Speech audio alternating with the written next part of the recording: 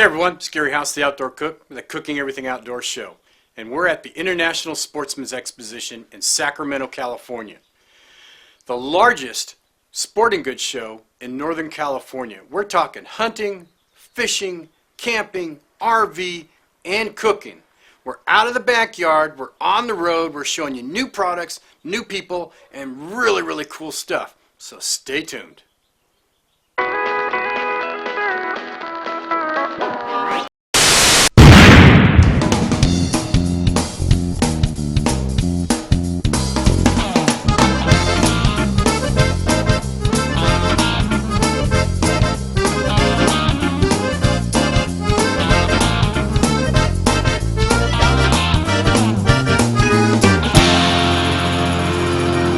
House, the Outdoor Cook, Cooking Everything Outdoors show. I hope you try this at home.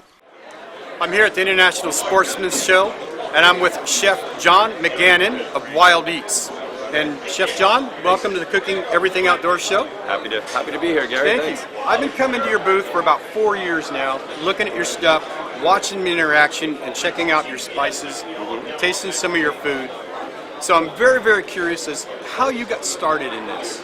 Well, we've been doing this. WildEats has been around for about 16 years.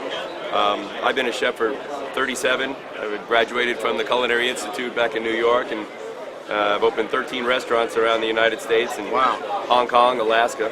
And about 16 years ago, I got so frustrated listening to my fellow sportsmen blame their culinary shortcomings on the poor animals.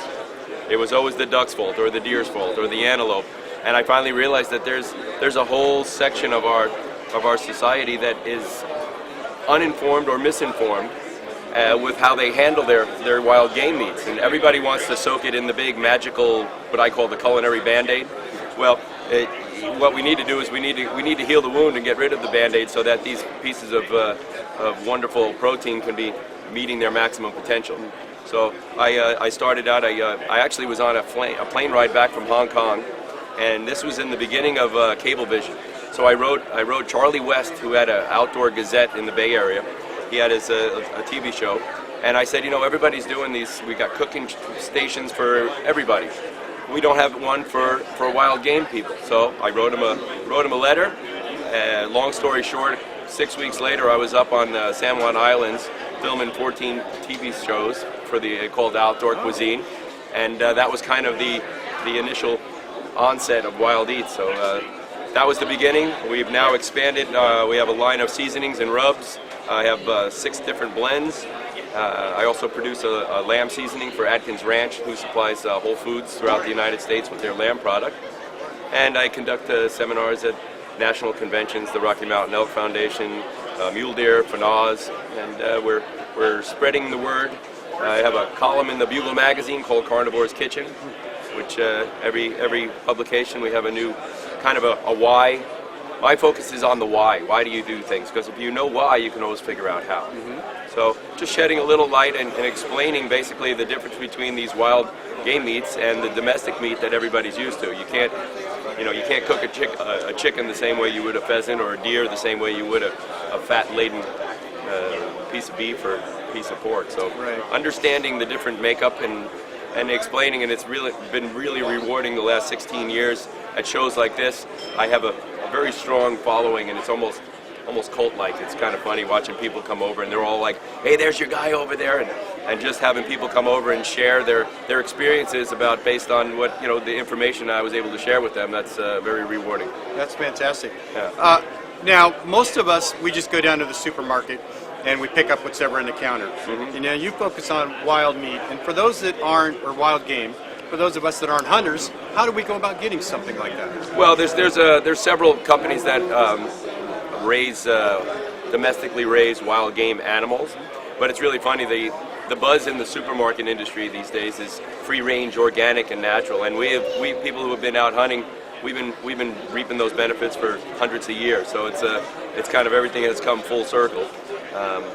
It's a funny dynamic. So that some people, they think that meat is basically produced out of the wrapper in the meat counter. They're out there running around, and if you want to have lean, healthy, pure, no antibiotics, no steroids, none of those impurities that we are trying to avoid these days, wild game meat is definitely the way to go. What's some of the other advantages of wild game meat? Well, one, it's a richer meat, so you don't need to necessarily eat as much. You wouldn't sit down and eat a 16-ounce portion of elk steak because it is so rich and it fills you up much quicker. So you don't have to eat as much. Number two, it's at least half the fat and cholesterol as domestically raised animals. And like I said, you don't have to worry about all those uninvited chemicals and byproducts that find their way into our food systems. Sounds like a big win. Yeah. Now, as far as cooking it, we're talking cooking outdoors. Yeah. What kind of ways would you cook it outdoors? Well, there's basically two fundamentals that you need to be aware of in cooking wild game. The tough cuts need to be cooked as slow as possible. The tender cuts need to be cooked as quickly as possible. Because of the fact that they're low in fat, they don't have the tolerance to be exposed to heat for extended periods of time. Fat in meat is basically the insurance policy against drying out. When you don't have that fat, you can't obviously cook that meat the same way you would if you did have the fat. So by simply adjusting your cooking techniques and using really high heat and not necessarily having your meat so thick that it takes such a long period of time, the longer that meat is exposed to heat, the greater the amount of evaporation and that natural moisture that's inside of that meat is what you need to keep it moist because of the absence of fat.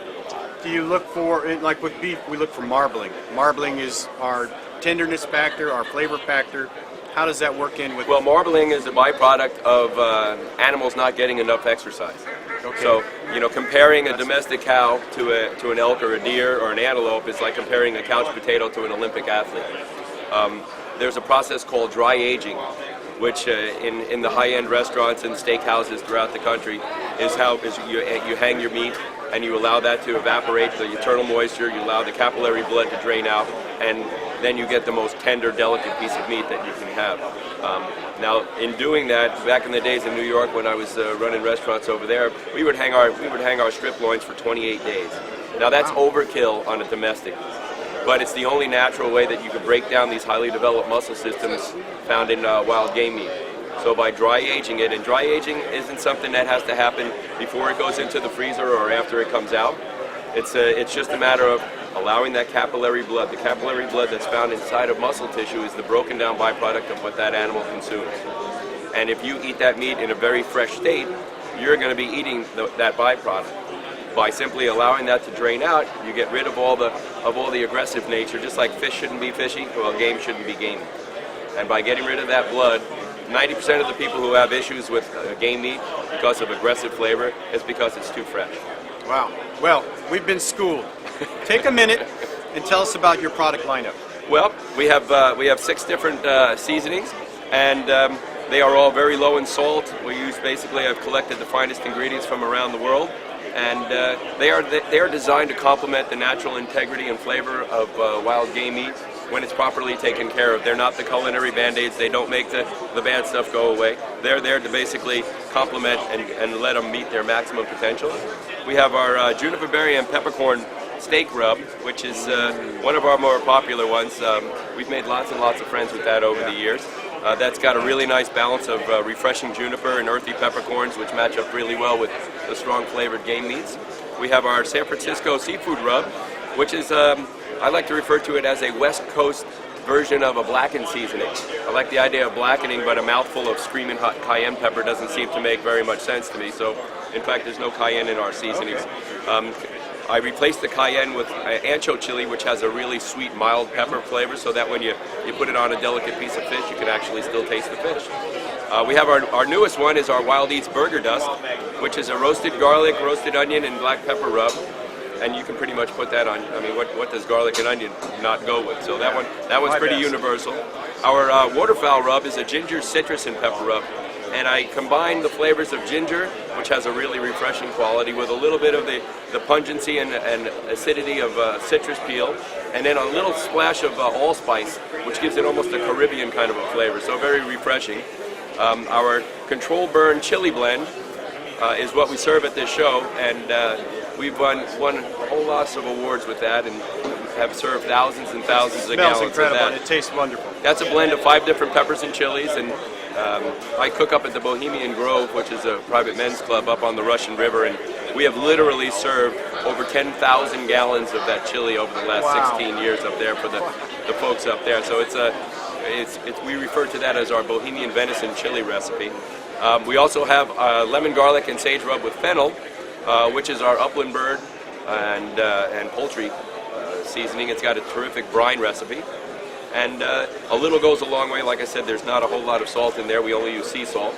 So we're out here amongst the crowd making friends and watching these people come back and tell me their stories about how they've enjoyed what we've shared with them. And you are popular here. Oh, it's funny how that happens when you Yeah. feed people. Without a doubt. Chef John, if I want to buy this, how do I get a hold of you to buy it? Well, you can come here to the ISE show, or you can go to wildeats.com, which is our website. I also have a wild game cooking blog. I have a recipe collection. There's some videos. There's all kinds. I'm working on an ebook, which is going to be our next application. My first book, which was based on the TV series, I sold out of that. And where we're going in technology, I think ebooking is the way to go. I could basically create a bottomless book, and just you sign up for the book, and then I just keep adding a chapter a month. And It's true. It's just knowledge is power. I'll be able to get it on my iPad. There you go. All right. Exactly. Chef John, thank you so much. My pleasure. Thanks for And having appreciate me. it. And that's Cooking Everything Outdoors with Chef John McGannon, Wild Eats. So go visit him. It's good stuff. We've just been schooled. There you go.